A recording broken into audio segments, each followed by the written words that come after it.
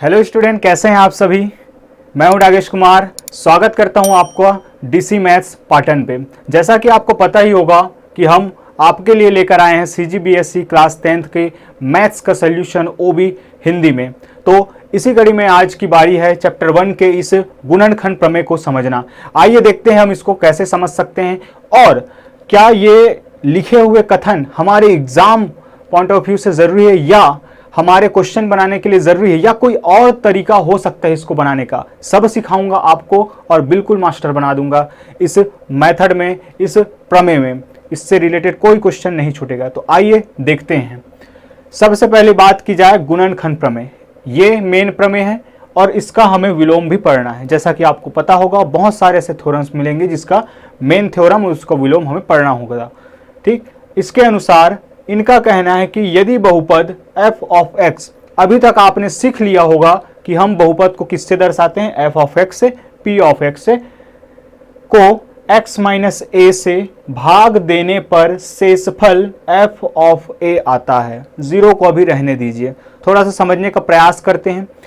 अगर यहाँ तक इस कथन में बात की जाए तो ये जो बहुपद f ऑफ x है वो हमारा किसका रोल अदा करेगा, ये हमारा रोल निभाएगा किसका, ये निभाएगा हमारा भाज्य का, जैसा कि आपको पता है। और इससे अगर भाग देना है तो ये क्या बताएगा, अपना भाजक है, डिवाइजर है, ये डिविडेंट हुआ, वो डिवाइजर। अब भाग की क्रिया होगी तो शेषफल मिलता है और मिलता है हमें भागफल। और शेषफल क्या मिलता है, शेषफल प्रमेय के अनुसार जो शेषफल होता है वो होता है f ऑफ a, जैसा कि आपको पता ही होगा। ये तीन चीजें आप जानते हैं। अगर नहीं जानते तो पिछले वीडियो लेक्चर जरूर देख लीजिए, खास करके ये शेषफल प्रमेय वाला। तो अगर इस f ऑफ x को x माइनस a से भाग दिया जाता है तो शेषफल f ऑफ a आता है। किसके अनुसार, शेषफल प्रमेय के अनुसार। अगर यही शेषफल 0 हो जाए, ये शेषफल 0 हो जाए तो इसका मीनिंग कुछ विशेष होता है स्टूडेंट, कुछ विशेष होता है। और अगर ये शेषफल 0 हो जाए तो ये जो डिवाइड करने वाला है, ये जो डिवाइड करने वाला भाजक है, इस भाज्य का क्या कहलाने लग जाता है, एक गुणनखंड कहलाने लग जाता है। क्या मतलब सर, एक गुणनखंड कहलाने लगता है। मतलब कि एक ऐसा फैक्टर जो उसको क्या कर दिया, पूरी तरीके से डिवाइड कर दिया। एक ऐसी संख्या जिसने किसी को एक दूसरे संख्या को क्या कर दिया, पूरी तरीके से डिवाइड किया। तो इस केस पे क्या आता है, पूरी तरीके से डिवाइड करने पर शेषफल 0 आ जाता है। और शेषफल 0 आना ही क्या कहलाता है कि ये जो डिवाइजर है, ये जो भाजक है, इसका क्या हो जाएगा, आपका फैक्टर हो जाएगा, आपका गुणनखंड हो जाएगा। आइए समझते हैं इसको। कुछ मैं समझता हूं कि बहुपद से समझने के बजाय हम समझते हैं इसको नंबर्स के माध्यम से, अरिथमेटिक के माध्यम से इसको समझने का प्रयास करते हैं। कि अगर मेरे पास इस थ्योरम की अगर हम बात करें तो सपोज कीजिए मेरे पास 35 है, ये रहा 35। इस 35 को अगर मैं 5 से ही डिवाइड करता हूँ, ये बड़ा ही सरल सबको समझ आने वाला उदाहरण है, इसीलिए मैं बार बार लेता हूँ, बोर ना होइएगा इससे। चलिए, तो हमें पता है कि 5 का टेबल हमें ऐसे पढ़ना है कि 35 से ज़्यादा ना हो, कम चलेगा। तो इस केस पे आप कहेंगे कि सर 7 टाइम्स, बड़ा ही आसान है। बिल्कुल आसान है, इसीलिए तो लिया गया है ताकि आपको कॉन्सेप्ट समझ में आए। इससे मतलब नहीं है क्योंकि ये हमारे एग्जाम में नहीं आएगा, हमें बहुपदों के साथ खेलना है, पॉलिनोमियल्स के साथ प्ले करना है, इसके साथ नहीं। तो यहाँ पे क्या हो जाएगा आपका, जो ये 0 हो जाएगा। अब ज़रा टर्म्स को समझिए, एक एक करके आप अपनी जगह पे ही बोलेंगे।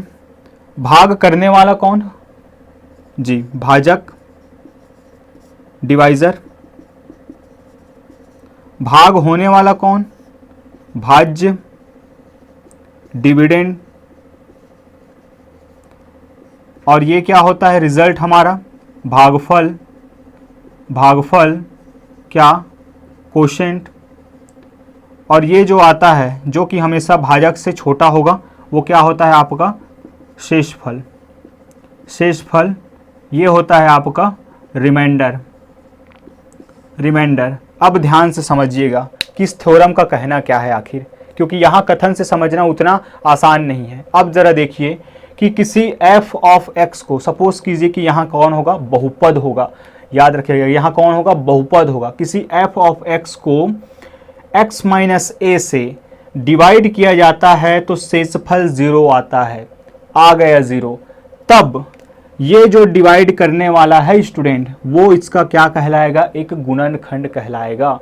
ये जो डिवाइड करने वाला है इसका क्या कहलाएगा, एक गुणनखंड कहलाएगा, एक फैक्टर कहलाएगा।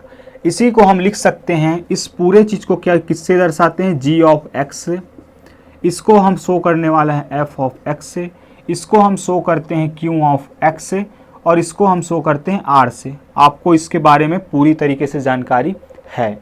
चलिए, तो क्या मैं यहां से एक रिजल्ट लिख सकता हूं? आप इस पर ध्यान न दीजिए, आपके काम की बात अब मैं बताने वाला हूं। क्या हम यहां से पूरी तरह से एक रिजल्ट लिख सकते हैं कि ओवरऑल अगर निष्कर्ष की बात की जाए, जो हमको याद रखने के लिए हेल्प करेगा, इसको अगर निष्कर्ष की बात की जाए तो यदि शेषफल r बराबर 0 तब g ऑफ x, और g ऑफ x क्या होता है, भाजक f ऑफ x भाज्य का एक गुणनखंड होता है। ये रहा निष्कर्ष, इसका निचोड़। फिर से सारा खेल स्टूडेंट r का है, शेषफल का है, और शेषफल आपको निकालना भली भांति आपने सीख लिया है। किससे निकालना है, शेषफल प्रमेय से निकालना है। बिल्कुल सही, शेषफल प्रमेय से निकालना है आपको, लॉन्ग डिवीजन मेथड से नहीं, दीर्घभाजन विधि से नहीं। तो अगर हमारा r 0 आ जाता है तब हम क्या कह देंगे कि फैक्टर थ्योरम के अनुसार ये जो भाजक है, ये जो x माइनस ए के फॉर्म में मिलेगा हमें, वो इस f ऑफ x का अर्थात भाज्य का क्या हो जाएगा, एक गुणनखंड हो जाएगा। यदि बातें समझ आ गई तो बोलो हाँ। चलिए, तो मुझे लगता है आप लोग समझ गए होंगे इस बात को। अब देखते हैं इस विलोम का क्या खेल है। विलोम का बस यही खेल है कि विलोम क्या होता है। अभी हम देख रहे थे कि अगर शेषफल 0 आया तो भाजक जो है वो भाज्य का क्या है, फैक्टर है, गुणनखंड है। अब क्या होगा कि भाजक जो है भाज्य का पहले से गुणनखंड है, और पहले से गुणनखंड है मतलब क्या, शेषफल 0 आया होगा। शेषफल जो है 0 आया होगा तभी यह संभव है, अर्थात x माइनस ए बहुपद f ऑफ x का एक गुणनखंड है, तब शेषफल 0 होता है। शेषफल 0 होता। आइए फिर से इसको अंकगणित के माध्यम से समझते हैं, फिर इसके बाद अलजेब्रा में तो पहुंचना ही है, बीजगणित पे पहुंचना ही है। ठीक, मेरे पास क्या है, या यहीं से समझ लेते हैं कि अब भुला दीजिए इस कॉन्सेप्ट को। पहले आप समझ लीजिए कि मैं कह रहा हूं कि 5 जो है इस 35 का क्या है, एक फैक्टर है। जाहिर सी बात है, इसके टेबल में आता है, पूरी तरीके से डिवाइड कर देगा। 5 जो है इस 35 का अगर फैक्टर है, अर्थात ये जो भाजक है, ये जो g ऑफ x है, इस f ऑफ x का क्या है, पहले से फैक्टर है, हमें बता दिया गया है। तब आप देख पा रहे हो कि अगर हम इसको डिवाइड करते हैं तो r क्या आएगा, 0 आएगा। बस स्टूडेंट इसी बात को आपको ध्यान रखना है कि जब कभी ऐसा होगा तब हम क्या लेके चलेंगे कि इसका r0, और r0 का मतलब क्या होता है, f ऑफ a का 0, f ऑफ a का 0, सॉरी f ऑफ a का 0। r0 का मतलब क्या होता है, f ऑफ a का 0। और f ऑफ a कैसे निकलता है, शेषफल प्रमेय से। बहुत सारी खिचड़ियाँ हो गई, मैं मान सकता हूँ, लेकिन आपको कॉन्सेप्ट समझना है तो थोड़ा सा ध्यान देना पड़ेगा। रिवाइंड करके देख लीजिए, बहुत अच्छी तरीके से इसको समझिएगा स्टूडेंट। बहुत बेसिक कॉन्सेप्ट है, बहुत कम लोग इसको समझाने वाले हैं आपको। मैं नहीं कहता कि मैं ही समझाऊंगा, लेकिन बहुत कम लोग होते हैं जो इसको समझाते हैं। डायरेक्ट क्वेश्चन के थ्रू वो लोग समझाना पसंद करते हैं।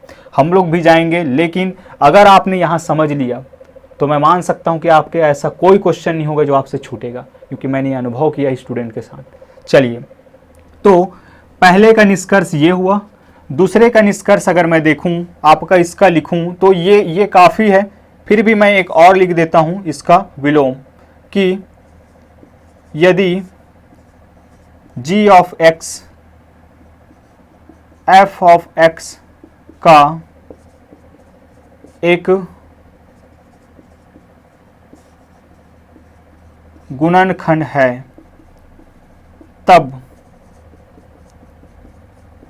शेषफल r बराबर 0 होगा, या शेषफल आप क्या लिख सकते हैं, f ऑफ a बराबर 0 होगा हमेशा, आपको पता ही है ये।